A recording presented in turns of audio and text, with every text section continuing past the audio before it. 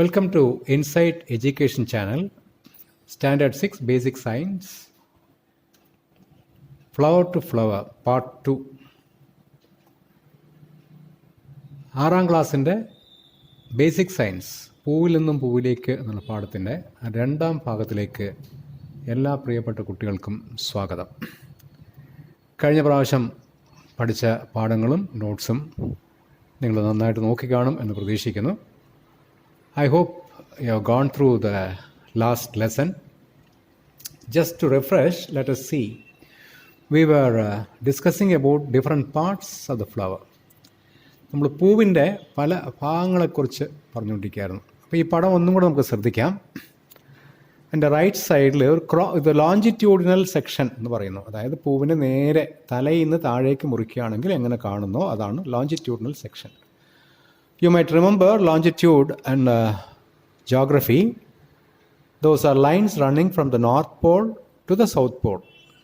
So it's a straight cut from up to down. That is what is known as longitudinal section. You can see on the right side pistil. Pistil as a whole and three different parts. Stigma, style and ovary. Stigma on the top. Style is a tube that carries anther towards the ovary, and ovary is where it is all collected. That's on the right side.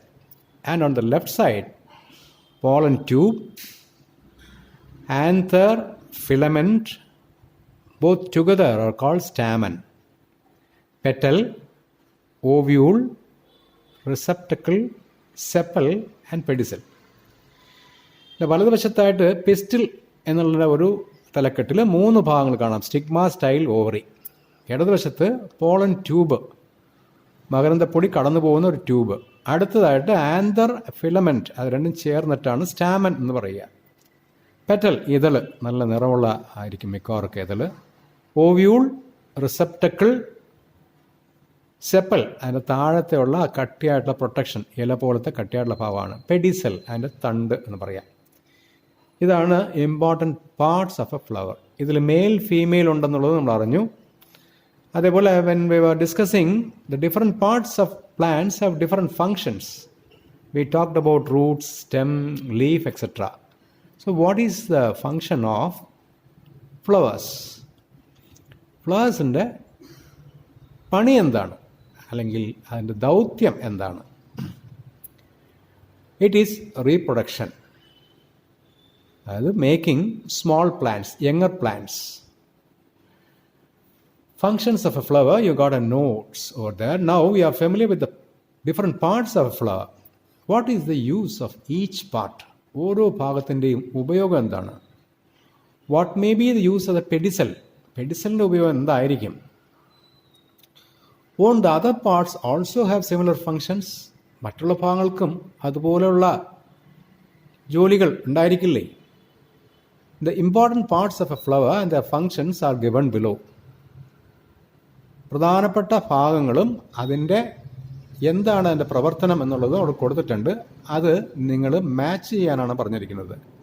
Pedicel, gynoecium, thalamus left സൈഡിൽ, right സൈഡിൽ calyx, androecium, corolla. Your longitudinal section of flowers given below. Label each part and write down its function. താഴത്തെ നിങ്ങൾ text ബുക്കിൽ അത് കാണാൻ സാധിക്കും. Whorls different parts of the flower. എന്താണ് പൂവിൻ്റെ വിവിധ ഭാഗങ്ങളെ ചേർത്ത് പിടിക്കുന്നത്? അതാണ് ആദ്യത്തെ. അതിൻ്റെ ഉത്തരം നമുക്ക് കണ്ടുപിടിക്കാം. Provides colour, fragrance and attractiveness to the flower. പൂവിന് നിറവും ഭംഗിയും മണവും ഒക്കെ തരുന്ന ഭാഗം അതെന്താണ്? Male reproductive part of the flower. അതിൻ്റെ പ്രത്യുൽപാദനത്തിൽ പുരുഷഭാഗം അതെന്താണ്? Female reproductive part of the flower. അവിടെ തന്നെ ആൻസർ കൊടുക്കുന്നുണ്ടല്ലേ. Formed of stigma, style and ovary. Connects the flower with the plant. പൂവിനെ ചെടിയോട് ചേർത്ത് പിടിക്കുന്നത്. Protects the flower when it is in a bud.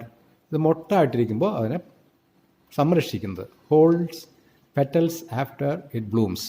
ഇതളുകൾ വിരിഞ്ഞു കഴിയുമ്പോൾ അതിന് താങ്ങുന്നത്. ചില ഉത്തരങ്ങൾ അവിടെ വളരെ വ്യക്തമായിട്ട് കാണാം. Connects the flowers with the plant. ചെടിയും പൂവുമായിട്ട് കണക്ട് ചെയ്യേണ്ടത്. എന്താണത്? പെഡിസൽ. അപ്പോൾ നമുക്ക് പെഡിസലിലേക്ക് കൊണ്ടുപോകാം. Holds different parts of the flower. പൂവിൻ്റെ പല ഭാഗങ്ങളെയും ചേർത്ത് പിടിക്കുന്നത് എന്താണ്? എല്ലാത്തിനെയും ചേർത്ത് പിടിക്കുന്നത് കാലിക്സ്. കാണുന്നുണ്ടോ? പൂവിൻ്റെ എല്ലാ ഭാഗങ്ങളെയും ചേർത്ത് അടിയിൽ നിന്ന് പിടിച്ചേക്കാണ് calyx. Male reproductive part of the flower. വാക്കിൽ തന്നെ വ്യക്തമാണ്, നമ്മൾ കഴിഞ്ഞ ഡിസ്കഷനിൽ നന്നായിട്ട് പഠിച്ചു. ആൻഡ്രീസിയം, അതാണ് പുരുഷഭാഗം അല്ലേ. ഫീമെയിൽ അവിടെ കാണിച്ചിട്ടുണ്ട്, ഒരു കണക്ഷൻ കൊടുത്തിട്ടുണ്ട്, gynoecium. Connects the flower with the plant, pedicel നമ്മൾ ആദ്യം തന്നെ പറഞ്ഞു. Protects the flower when it is in the bud, hold petals after it blooms. ഇലകളെല്ലാം താങ്ങിപ്പിടിക്കുന്നത് തലാമസ്. അപ്പോൾ ഇങ്ങനെ നമുക്ക് മാച്ച് ചെയ്ത് വയ്ക്കാം. അപ്പോൾ ഓരോ ഭാഗത്തിൻ്റെയും ദൗത്യം എന്താണ്, ഫങ്ഷൻ എന്താണെന്ന് നമുക്ക് മനസ്സിലാക്കാൻ പറ്റും. Now you got the longitudinal section again. Andrecium, corolla. What is corolla? So far we have not discussed, I believe. The set of all the petals together is called corolla. ഇതളുകളെല്ലാം ചേർന്നതിനെയാണ് corolla എന്ന് പറയുന്നത്. Andrecium, as we have discussed, it's a male part. Gynecium, the female part. Andrecium പുരുഷ പ്രത്യുൽപാദന അവയവവും, ഗൈനീസ്യം അതിൻ്റെ സ്ത്രീണ ഭാഗവുമാണ്. Calyx എല്ലാം കൂടെ താങ്ങിപ്പിടിച്ചിരിക്കുന്ന തണ്ട് തലാമസ്, പെഡിസൽ ചെടിയിലേക്കുള്ള തണ്ട്. ഓക്കെ, ഈ ചിത്രങ്ങൾ നമുക്ക് വരച്ച് വെച്ച് സ്വയം ഒന്ന് എക്സ്പ്ലെയിൻ ചെയ്യാൻ ശ്രമിക്കാം.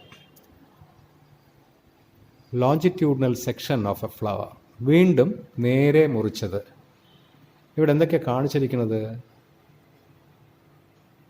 ഒരു ഫിലമെൻ്റ് ടോപ്പിൽ ഒരു എന്താണെന്ന് നിങ്ങൾ കണ്ടുപിടിക്കുക.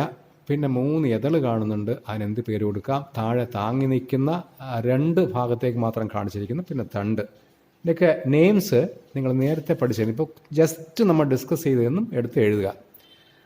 You may kindly fill up the parts. The previous figure we have already discussed. So this is for your own homework. Now flowers. You know that fruits are formed from flowers. പൂവിൽ നിന്നാണ് പഴങ്ങൾ ഉണ്ടാകുന്നത് നമുക്കറിയാം. And seedlings are produced by germination of seeds.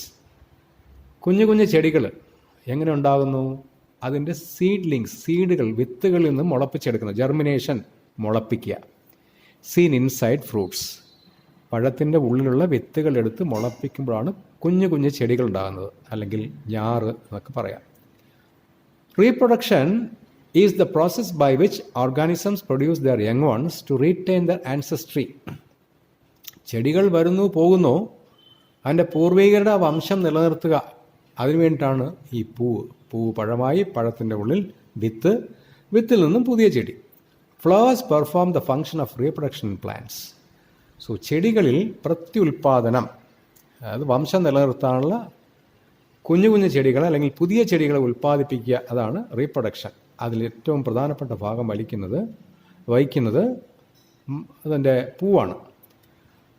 Flowers are the reproductive organs in plants. അതിൻ്റെ പ്രത്യുൽപാദന അവയവമാണെന്ന് തന്നെ പറയാം.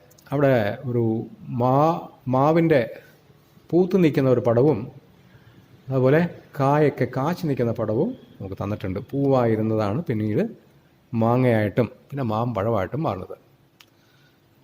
ഇനി ഇൻസൈഡ് ദ ഫ്ലവർ, പൂവിൻ്റെ ഉള്ളിലേക്ക്. Observe the flowers of pumpkin, cucumber, hibiscus, bitter gourd, ixora, clitoria, frangipani and snake gourd using a hand lens. ഒരു ചെറിയ hand lens ഉപയോഗിച്ചുകൊണ്ട് ഈ പറഞ്ഞിരിക്കുന്ന ചെടികളെയൊക്കെ ഒന്ന് സൂക്ഷ്മമായിട്ട് നിരീക്ഷിക്കുക. Observe very closely. Can you see the androecium and gynoecium? ഈ male reproductive organ, female reproductive organ കാണാൻ സാധിക്കുന്നുണ്ടോ? ഒലിയാണ്ടർ എന്നുള്ളൊരു പൂവാണ് ആദ്യം കാണിച്ചിരിക്കുന്നത്. You can see androecium and gynoecium in the same plant.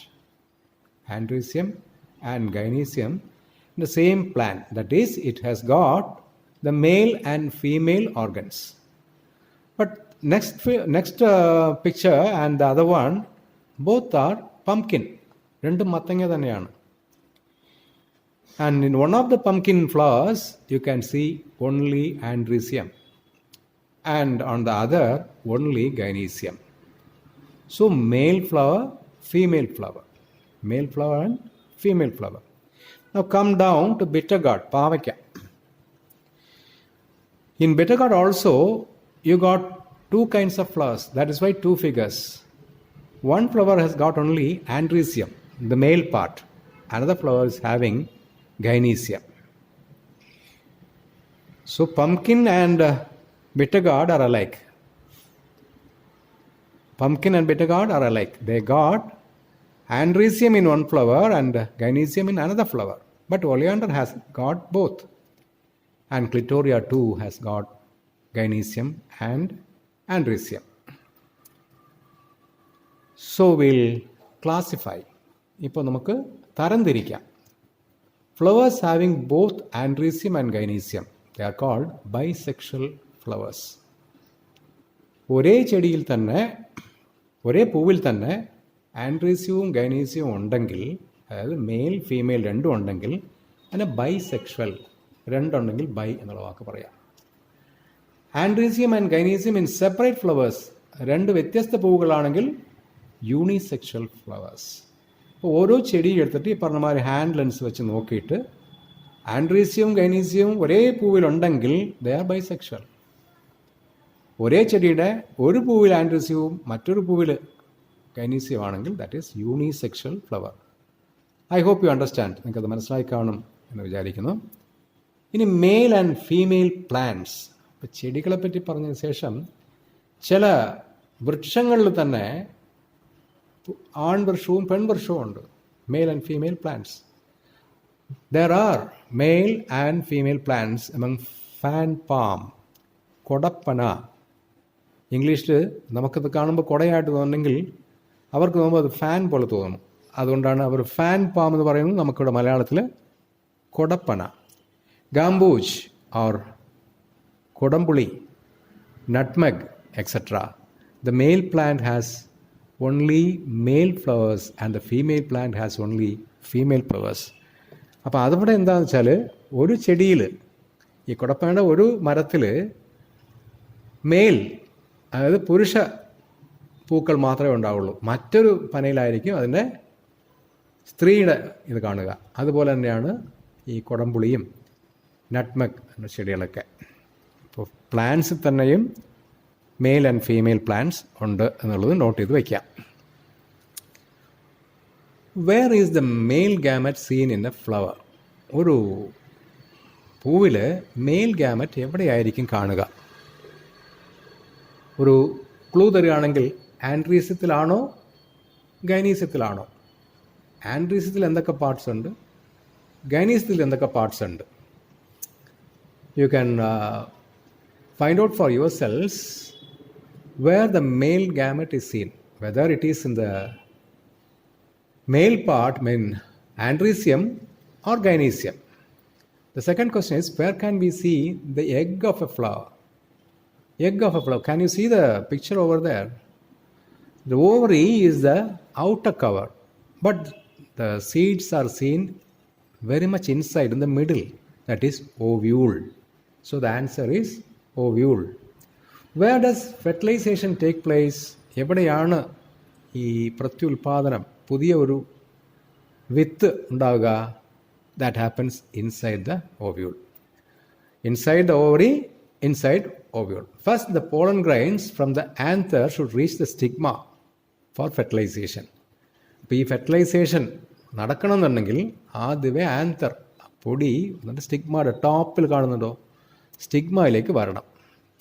Anther എവിടെ നിൽക്കുന്നത് ശ്രദ്ധിച്ചോ? അവിടെ ഇരിക്കുന്നത് എങ്ങനെയാണ് സ്റ്റിഗ്മയുടെ മൗത്തിലേക്ക് വരിക? The anther you can see on the branch side. How it will come to the top, the mouth of stigma? someone has to help, no? And such helpers are called pollinating agents.